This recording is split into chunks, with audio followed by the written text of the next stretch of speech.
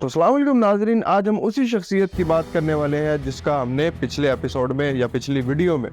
ذکر کیا تھا۔ جی ہاں،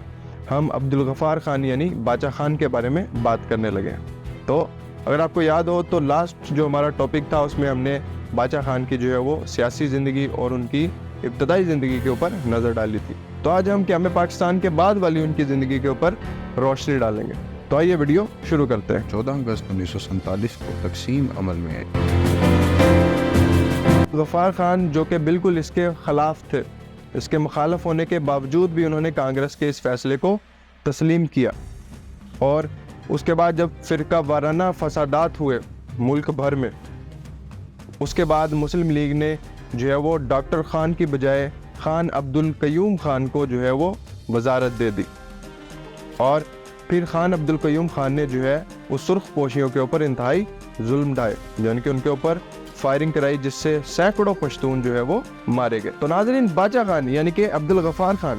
جو کہ جنرل ایوب خان، جنرل یحییٰ خان اور جو ہے وہ بھٹو کے دور میں، ذوالفقار علی بھٹو کے دور میں جو ہے وہ افغانستان میں ہی مقیم تھے، اور وہاں پر وہ اپنی مرضی سے رہ رہے تھے۔ اس کے بعد 1972 میں پشتونوں کے جو ہے ایک جرگے کی محفل میں جو ہے وہ انہوں نے آنا تھا، اور اسی وجہ سے انہوں نے جو ہے وہ اپنے ملک پاکستان میں قدم رکھا۔ پھر اس کے بعد انہوں نے اپنے گھر والوں کے کہنے پہ، یعنی کہ خاندان والوں کے کہنے پر جو ہے وہ آرمی کو جوائن تو کیا تھا، یعنی کہ انہوں نے برطانوی فوج کو جوائن تو کیا تھا، لیکن ایک برطانوی افسر کا جو ہے وہ پشتون کے ساتھ ناروا رویے اور نسل پرستی کی وجہ سے انہوں نے کیا کیا، اس جاب کو چھوڑ دیا، یعنی کہ برطانوی فوج کی نوکری جو ہے وہ انہوں نے چھوڑ دی، اور بعد میں انگلستان جا کر انہوں نے اپنی تعلیم بھی مکمل نہیں کی۔ جی ہاں، جیسا کہ میں آپ کو پچھلی ویڈیو میں بتا چکا ہوں کہ انہوں نے اپنے والدہ کے کہنے پر جو ہے وہ ولایت نہیں گئے، یعنی کہ انگلستان جا کے اپنی تعلیم نہیں مکمل کی۔ تو ناظرین، بہت سے لوگوں نے، بہت سے سیاسی لیڈروں نے اور بہت سے فریڈم فائٹرز نے کوشش کی برطانوی حکومت کے خلاف جو ہے وہ کارروائیاں کرنے کی، یعنی کہ تحریک چلانے کی۔ تو بہت سی تحریکیں جو ہے وہ چلی بھی برطانوی حکومت کے خلاف، لیکن وہ کافی حد تک ناکام ہو گئیں، اور اسی چیز کو مد نظر رکھتے ہوئے خان عبدالغفار خان یعنی کہ باچا خان نے جو ہے وہ عمرانی تحریک چلانے اور جو ہے وہ پشتون قبائل میں اصلاحات کو جو ہے وہ اپنے زندگی کا مقصد بنا لیا، یا مقصد حیات بنا لیا۔ تو ناظرین، عبدالغفار خان یعنی کہ باچا خان کی جو سوچ تھی، اس نے باچا خان کو جو ہے وہ برِ صغیر کی سب سے بڑی تحریک یعنی کہ سب سے زیادہ قابل ذکر تحریک چلانے پر مجبور کیا، جس کو ہم خدائی خدمتگار تحریک کے نام سے بھی جانتے ہیں۔ اور اس تحریک کی کامیابی کی وجہ سے باچا خان اور ان کے ساتھیوں پر بہت زیادہ تشدد بھی کیا گیا، ان کو کافی مرتبہ تشدد کا نشانہ بنایا گیا، اور جیسا کہ ہم جانتے ہیں ان کو بار بار جیلوں میں بھی ڈالا گیا۔ لیکن اس کے باوجود جب حالات بہت زیادہ خراب ہو گئے تو انہوں نے مہاتما گاندھی اور کانگریس کے ساتھ جو ہے وہ الحاق کر لیا، اور اس الحاق کی جو وجہ تھی وہ بھی جو ہے وہ پشتونوں کے اوپر بے بہا تشدد کی وجہ سے تھا۔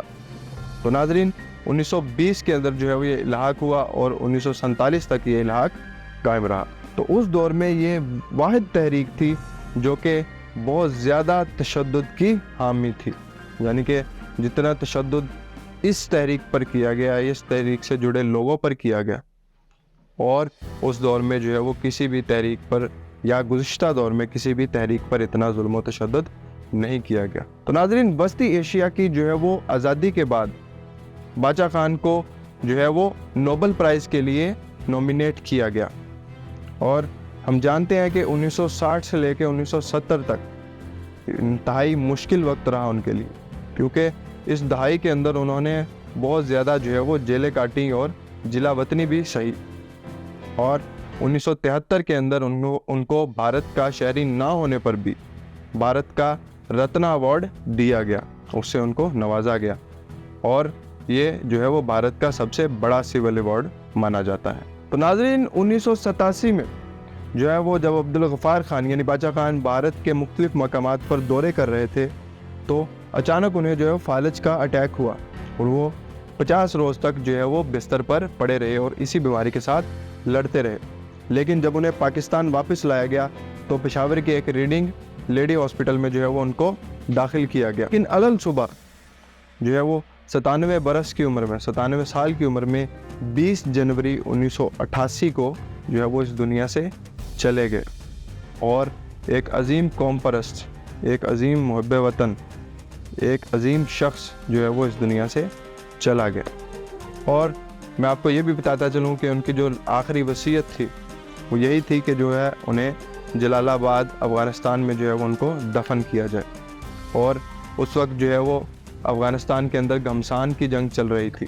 لیکن اس جنگ کو جو ہے وہ پشتونوں نے روک دیا، صرف جو ہے وہ ان کے جنازے کے لیے، یعنی کہ ان کو دفن کرنے کے لیے اس جنگ کو روک دیا گیا۔ تو ناظرین، اتنی لوگ جو ہے وہ رسپیکٹ کرتے تھے، یعنی کہ پشتونوں کے نظروں میں جو ہے وہ ان کا یہ مقام تھا، اور ایسا شخص بننے کے لیے بالکل جو ہے وہ انہوں نے بے شمار قربانیاں دیں، اور بے شمار جو ہے وہ اپنی جوانی کو بھی ضائع کیا، اپنی جو ہے وہ انہوں نے خواہشات آسائشات کو بھی ضائع کیا، صرف جو ہے انہوں نے حق اور سچ کے راستے کو اپنایا اور اسی کو اپنی زندگی کا مقصد بنا لیا۔ تو ناظرین، بہت ہی خوبصورت شخصیت تھی، تو انشاءاللہ جو ہے وہ ہم کسی اور شخصیت کو لے کے آپ کے سامنے حاضر ہوں گے۔ آپ ہمارے چینل کو لائک کیا کریں، سبسکرائب کیا کریں اور کمنٹ بھی کیا کریں۔ تو ملتے ہیں اگلی ویڈیو میں، تب تک کے لیے اللہ حافظ۔